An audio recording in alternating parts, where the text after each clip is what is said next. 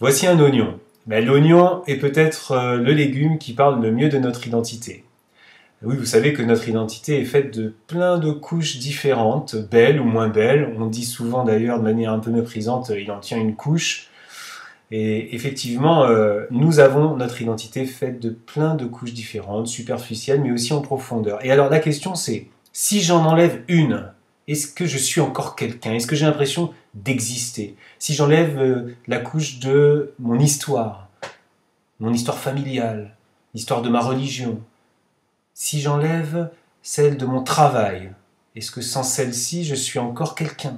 Si j'enlève celle de mon statut social, si j'enlève celle de mon statut de père ou de mère. Voilà, toutes ces couches, on pourrait donner beaucoup d'exemples. Laquelle est essentielle et laquelle est enfermante?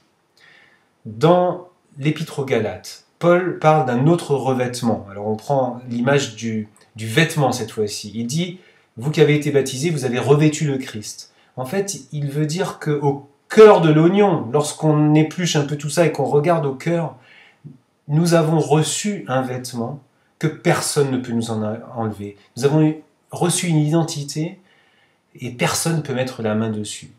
Et lorsque nous faisons ce travail-là, alors effectivement nous avons un peu moins le réflexe d'aller regarder les couches des autres, de dresser des costards, et nous pouvons vivre aussi de manière plus apaisée sous le regard des autres, qui souvent regardent que le superficiel.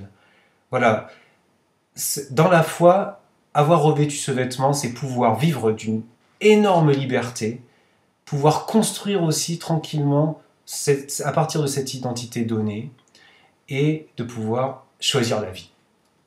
Je vous invite à, ce soir, prendre chacun un oignon. Peut-être vous allez un petit peu pleurer dans cette démarche, c'est pas facile, mais ça vaut le coup. Choisis la vie.